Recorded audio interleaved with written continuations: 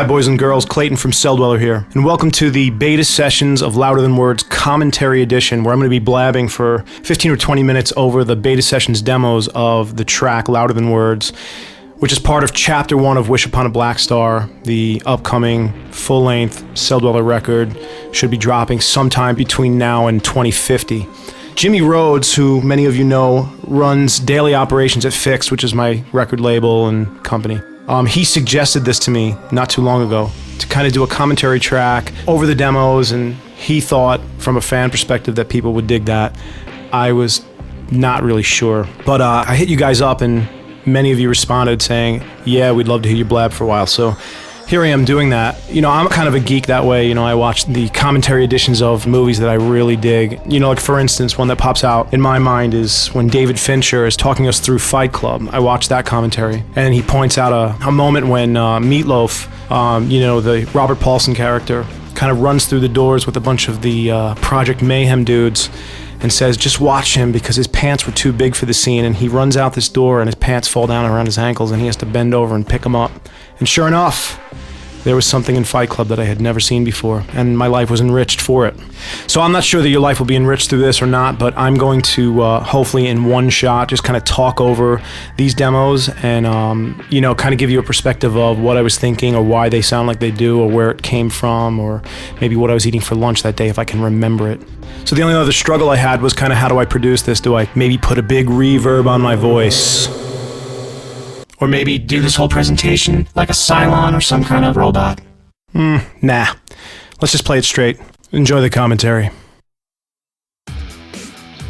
Welcome to a riff that never made it, and actually whole sections, this whole probably 30 or 40 second demo here, there's not much in this that actually made the final cut. This was my my take on this idea originally. Right there. Trying to be new wave. I've had this mindset or this thought process through this entire track from its earliest conception. I wanted this to kind of be new wave. And this was actually before the new wave thing even started coming back a year or two ago. This song is probably 4 or 5 years old. So this was my attempt at kind of mocking up quickly an idea along those lines. Fail.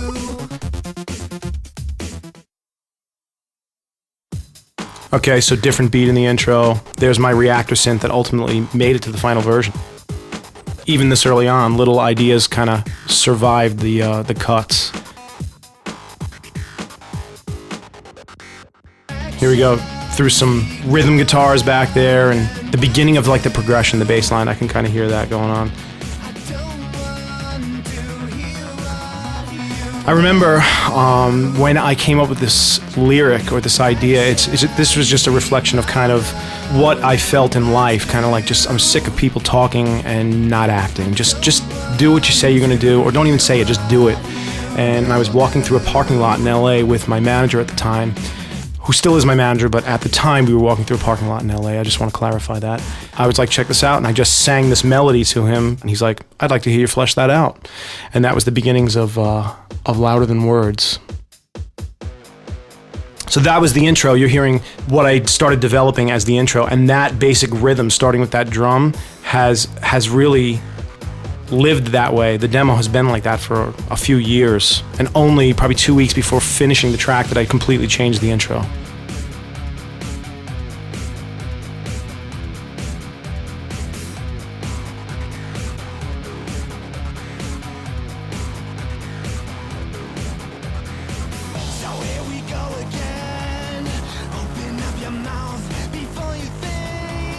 I wanted these big, kind of fuzzy guitars with this portamento sliding up, sliding down, slightly lazy, but I was imagining this being much bigger and meaner. Just a quick mock-up, that was the intent here. A lot of these demos, as you can tell even by the vocals, where the lyrics, for instance, aren't even the final, these were just meant to be mock-ups, just kind of like the idea of the song. Is this gonna work or not? Let's find out. Pre-chorus. You know, number 378, I lost count how many pre-choruses I came up with this song. And then there's that kind of driving, like, bass line progression in the background that's supporting the chorus vocal. This is one of the earlier versions of that.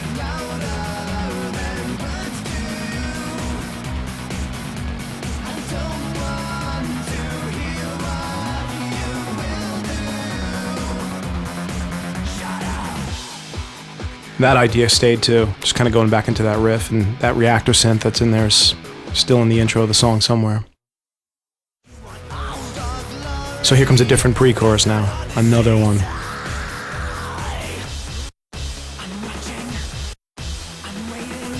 Yep, throw that on the scrap heap. New synth in the chorus. I guess I thought I was Tiesto or something, but it didn't really work out. I'm not quite as cool as Tiesto. So, you know, I have lots of these iterations of this chorus with varying synths and things like that just kind of really never worked. I never really felt like they belonged. So you're going to hear a bunch of these coming up.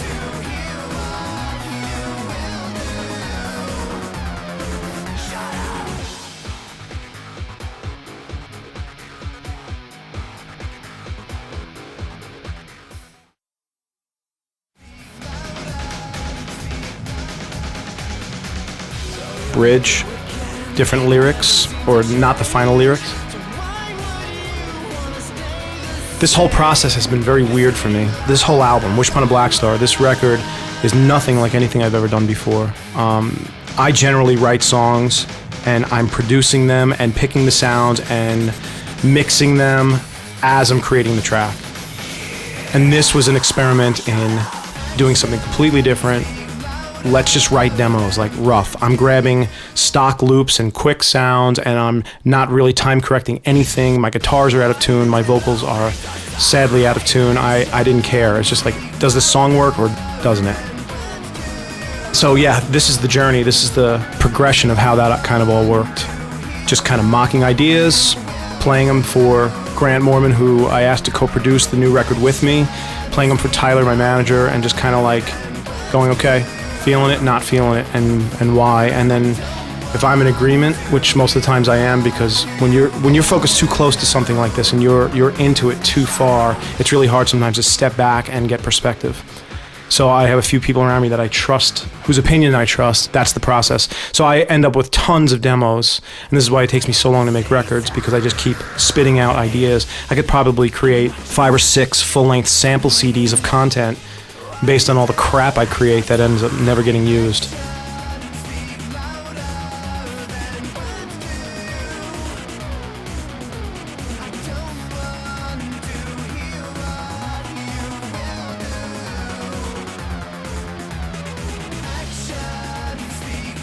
Hey, it's another synth in the chorus.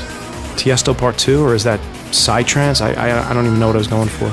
Again, the sound itself kind of sucks nads, but that really wasn't the intention. I wasn't going for the sound. I was grabbing the first thing that was in the world of what I was thinking, programming out an idea, and seeing if it would stick, which it did not.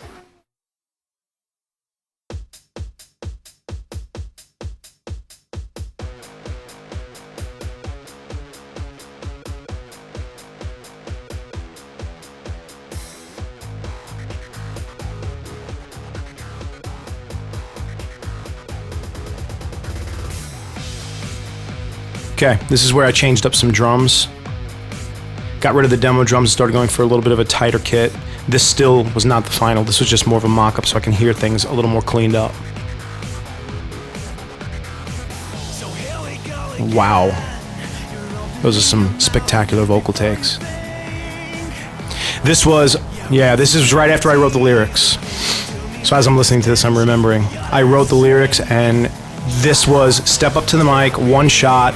You need to now take the melody you wrote and actually sing the right words so we can listen to that and kind of go, yeah, this is working. I knew in advance, too, that I was not going to just sing these vocals and do my final performances and leave them as was. I felt like I wanted this vocal to be really glitched out and a lot of edits. And sadly, I did all that work, and I glitched these things out and spent days just bouncing various options and editing them together. And of course, as it many times happens in mixdown, you kind of got to start making cuts because there's just too much going on. I've always been guilty of that. Any of you who know any of my own history and have been following me for any length of time know that I put more things in a mix than should be in there.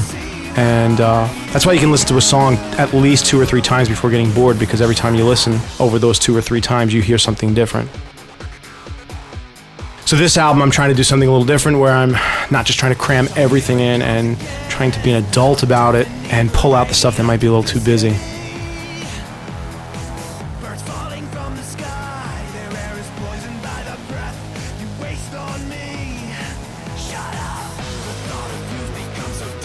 So no harmony yet. Actually, an interesting story about the harmony, or at least interesting to me. That harmony that I have in the verses is really just a copy of my main vocal that I took into Melodyne, which I absolutely love, that plugin. I know there's big rave going on right now about autotune, but I haven't used autotune in years. In fact, I just deleted the plugin. I don't even ever use it. So I took it into Melodyne and completely rewrote harmony for that vocal. So you're hearing a harmony in the verses, of both verses of the song, and they're basically the same exact vocal take that I just kind of manipulated. Can you do that? Can you do that and still be cool? I don't know. Sounds cool to me.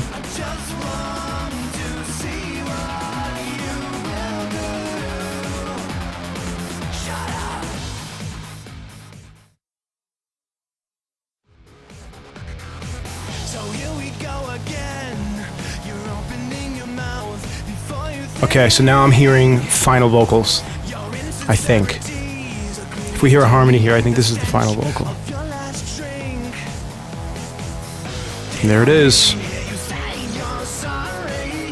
So this is after doing many takes of a vocal and then copying together the performance I wanted.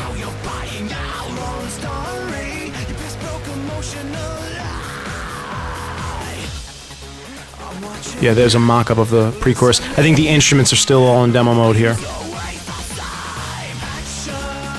Yeah, this is all... Nothing has been recut. These are all still my demo. Demo bass, demo guitars, demo synths. No effects on the vocal.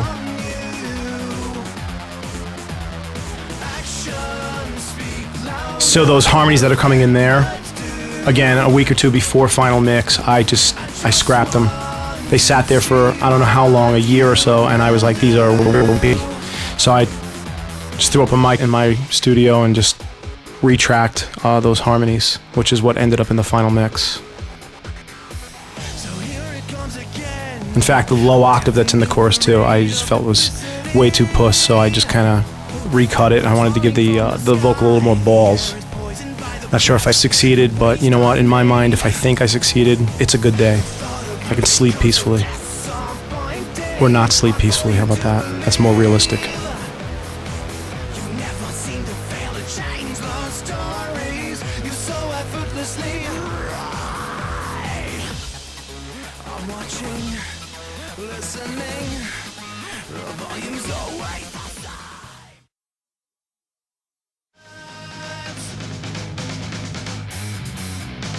Okay, this is the bridge and I don't know what's going on here. Those are live drums that I cut. I just threw a mic up in front of a kit in the middle of an empty room just to hear what they would sound like.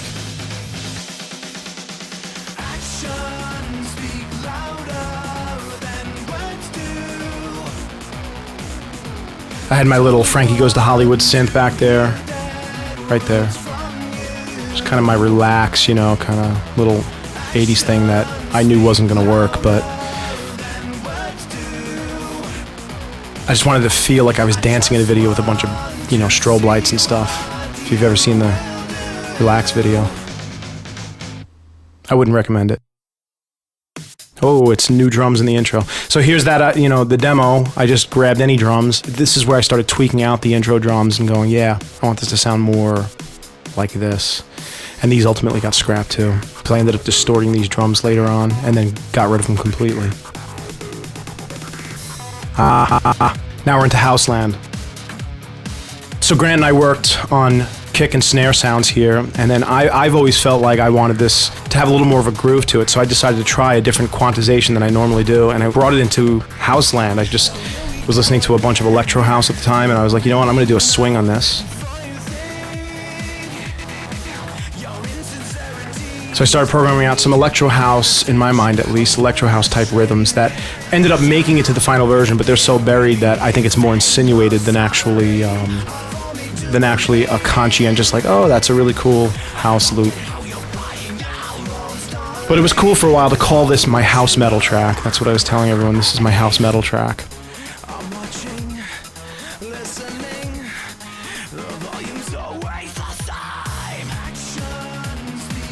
And then I've got that same swing in the chorus, which, again, close to mix down, I started making these critical decisions, and I decided I didn't like that swing there, so I lessened the swing in the chorus. There's still some swing now in the final chorus, but I lessened it so it didn't feel as... I didn't really want this to feel like a New Jack Swing track, you know?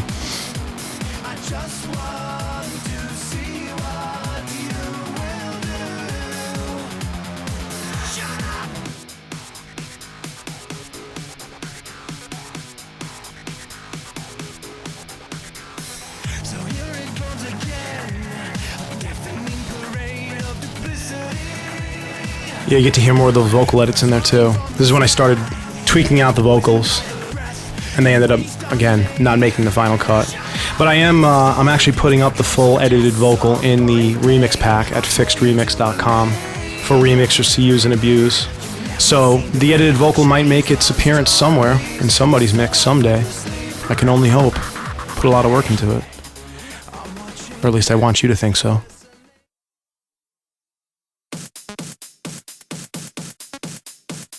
There you go. I distorted that intro drum now, that one that we heard 1 or 2 demos ago. I wanted it to sound a little rattier, so I kind of ran it through Camel Fat and a couple of other plugs. And there was my intro. I started fleshing out how I wanted this thing to build. I had a really generic, kind of build where you start doubling the tempo and then you just turn it into a really fast roll and then it pays off. Here is when I actually started pulling the intro apart.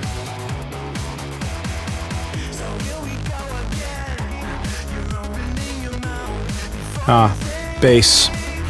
So I started doing a sidechain bass here, just trying to remember what it is. I know one of them is in Contact, and then I dialed in the sound of my Moog Voyager.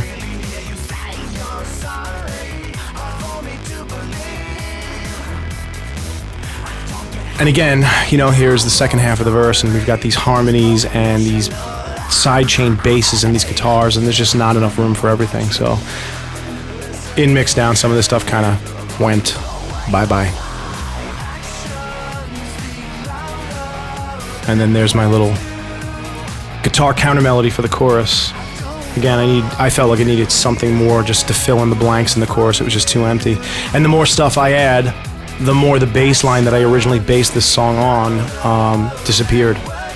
So that kind of faded into the background. I am currently working on a 1984 remix of this track, though, where I really want to just go completely new wave with this song because I've felt that from the beginning, and I just feel like I have to exercise that. I don't want to call it a demon because I don't want to say 1984 really represents a demon, but maybe to some people, maybe George Orwell was right.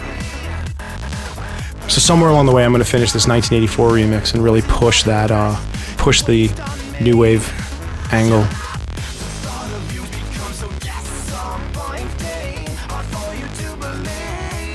This is also pre-live drums. I'm just realizing I have some sounds in there that I knew I was temping in as kind of a live hat. No one else would think that, but I remember what I was thinking when I did it. This was an alt intro. So this is almost at the end of the Louder Than Words beta sessions. But I remember trying to come up with some kind of intro and make this more interesting, and that was one idea. Fail. I'll tell you what, you can take the beta sessions tracks and probably edit together your own version of the song, and maybe it'll even be better than mine. Go for it. All right, I think I've blabbed enough. I'm out.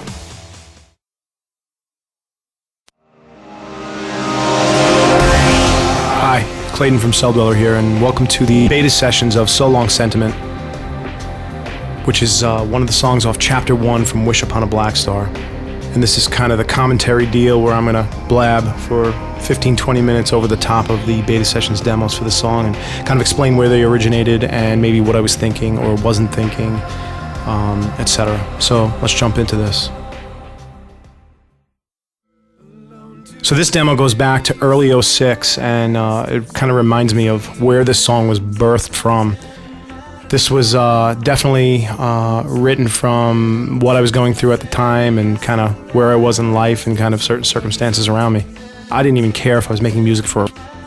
I needed to get this out, and it ultimately ended up making the cut and being on the album.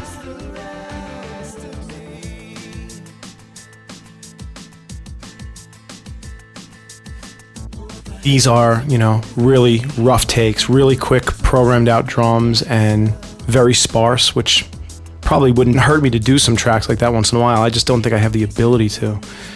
Everything I do is so freaking complicated that no one can follow it. I think my mom can, but I'm not. I have to ask her. I'll confirm that and get back to you on that.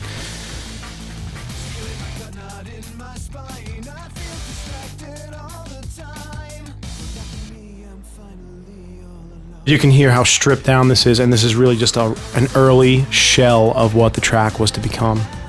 And that's all it really was meant to be. These instruments and everything else were put in place just to know that the melody was solid, really placeholders for me to remind myself what I'm thinking production-wise, like, oh, I want a mean synth there, or I want a really wimpy synth there, or I want this kind of feel, and then I just kind of later will go in and figure out what that sound would be.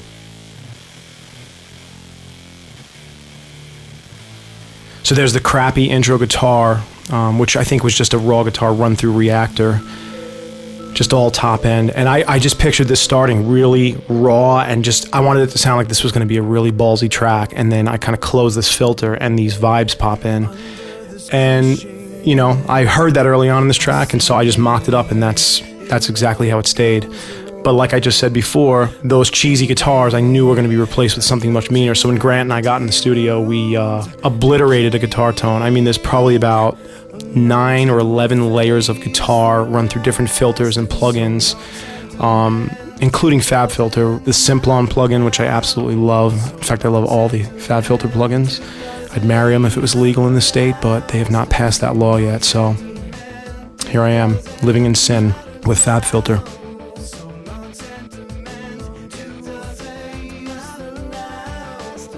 I think, yeah, I'm hearing new drums in here too. So I think this is, I think we had gotten to a point where we had replaced some drums. We actually jumped a big gap in the demo phases here. There may not have even been anything else up to this point. I think that the So Long Sentiment demo was just kind of, we were like, okay, that song's good, it's on the record, leave it. And when we start working on it, we'll just deal with all these issues then. So really, this is probably one of the first times that I've actually went back and started working on this track. And I'm hearing much more final vocals here.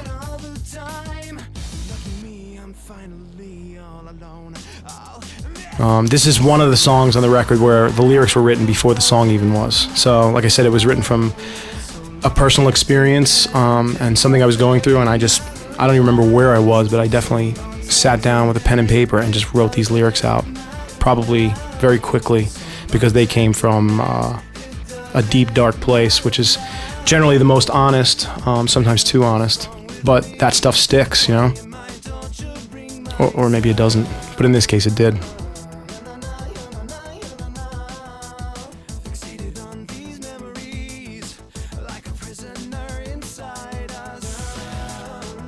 And there's my little Middle Eastern kind of deal. I had some vocals in my earlier demos that were absolutely horrible, but really just a placeholder for what I knew I wanted there.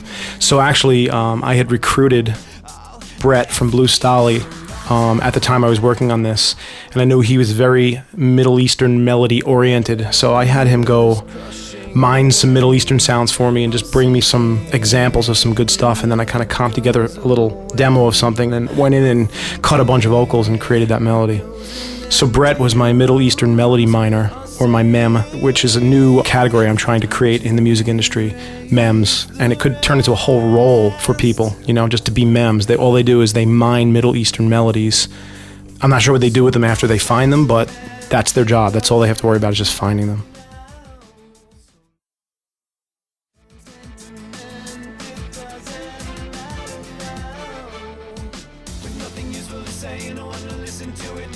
So here's the lyrics to the bridge. I don't think I had final lyrics up until this point, and that was the demo take of that.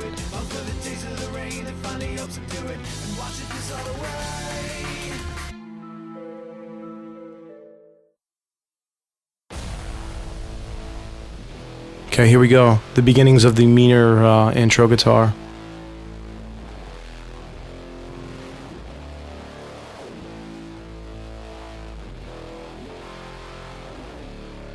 There were a lot of filters being automated during this, I promise you. And most of them were overdriven. The inputs and outputs were cranked way up. intentionally to be chaotic.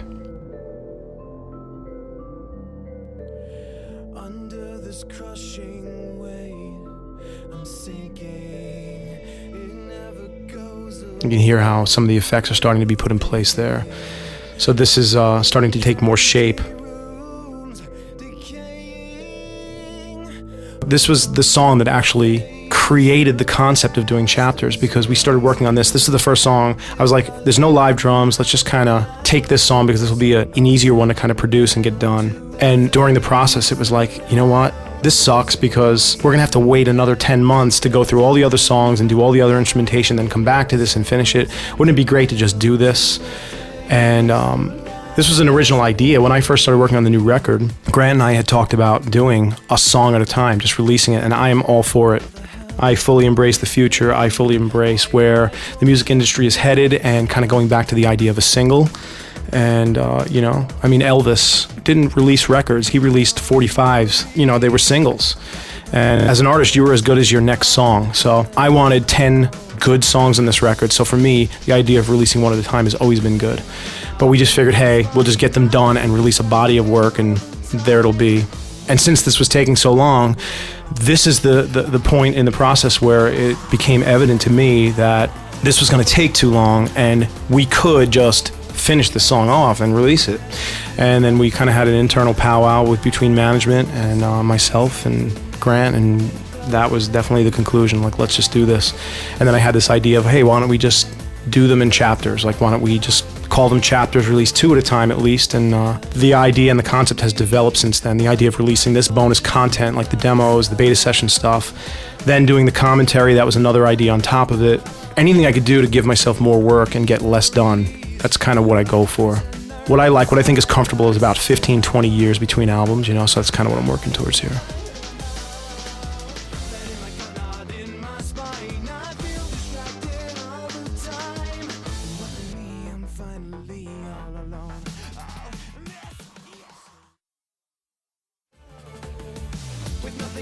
So this is now the bridge again with final lyrics and the actual final vocals. The earlier version was not a final take, it was just demo vocals, but of the final lyrics.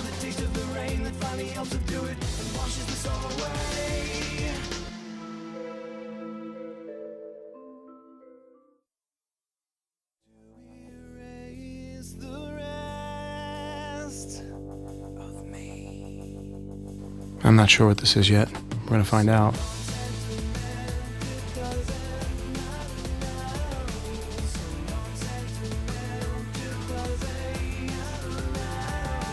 I think this is the way the song used to end, which was just the chorus repeating a couple of times and then just ending.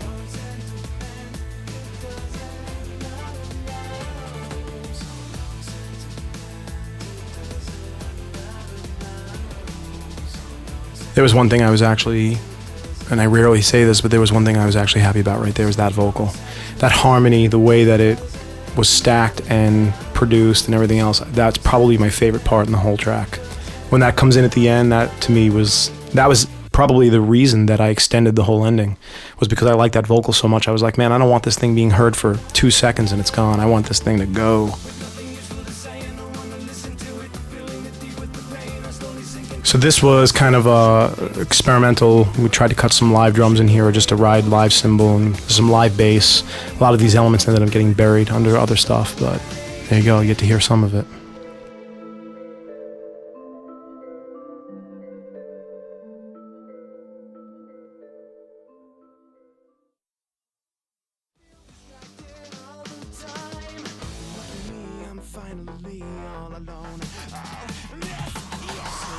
So part of what created this mix taking so long, I think this mix took 3 weeks, is because it ended up not being a mix at all.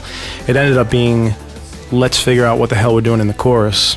So it turned from just like, let's just mix the elements we have, to like, grab that guitar, you need to cut something else, go home, program something else out, let's figure out if that's gonna work. So we spent a lot of time sorting through a lot of different elements in this chorus to make it work with the vocal.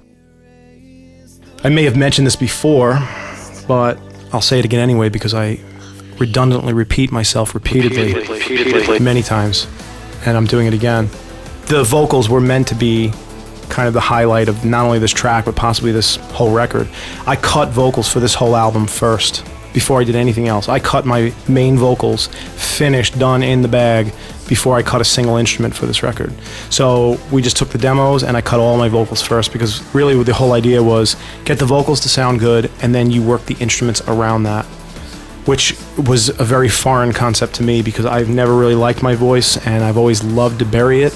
And the idea of putting it up front and center was kind of a little scary for me. Not really scary, I just didn't really want to do it. And I don't need to prove to the whole world that I can't sing, right? You wouldn't if you had the choice.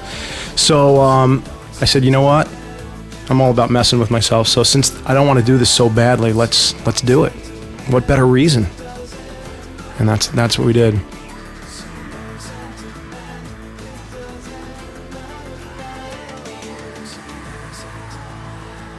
And this, I think this was the beginning of the actual breakdown. What I was talking about before with that harmony in the chorus, just kind of dictated to me lengthening the ending, and this is kind of where it started, I think, somewhere in here. And I remember hearing, as I was blabbing over this, an orchestral sound in the chorus earlier that never made it. It's not even in there, and I don't even think it's in the stems for the remix, so that's about the only place you'll ever hear it if you can even pick it out. Yeah, I've always felt like that vocal could be a lullaby or something. I just don't really have anybody to sing it to. I think Stutter, the studio cat, maybe I could sing it to him. Maybe he'd go for it. I don't know.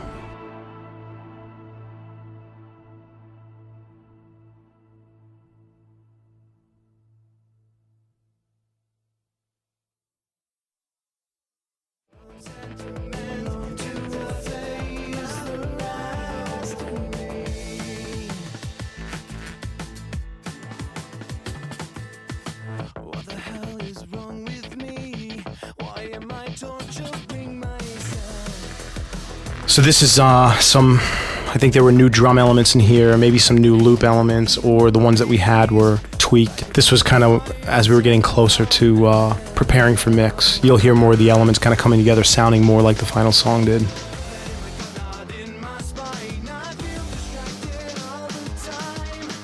There's my two bass guitars that actually make up that pre-chorus, and I wanted to pan them hard left and right. Two different bass sounds completely, but that idea didn't stick. And then here you can hear that growly synth and guitar behind the vocal. And you know, as cool as that is to me on a musical level, it ends up fighting with the vocal, which I have to keep reminding myself is supposed to be the center point to this track.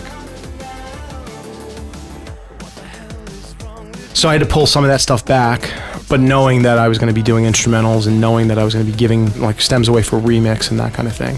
So maybe someone could take those things that I created that I thought were cool at the time and actually make something cool with them.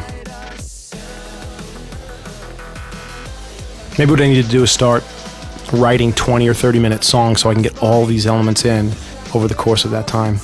And I'll be happy and everyone else will be falling asleep at about minute 4.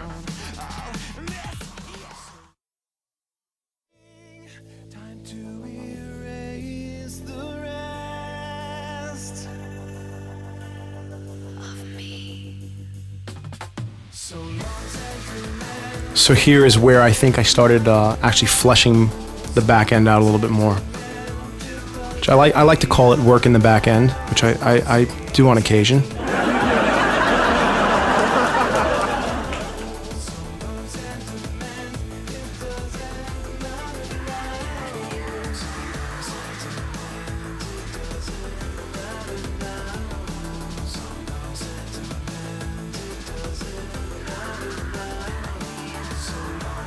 Those screams, I don't know if we've heard them yet, but I remember bringing the session back to my place and just feeling like this ending needed some balls, it needed something going on, and I just kind of stepped up in front of the mic and just kind of screamed my head off and started placing them in the breaks during this part.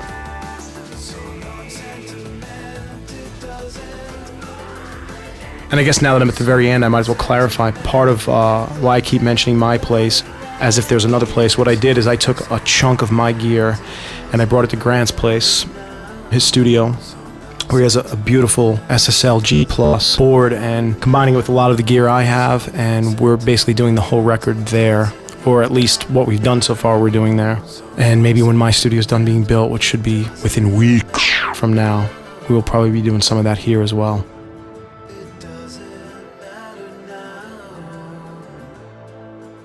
So here you can kind of feel the ending, kind of the way it ended up on the final.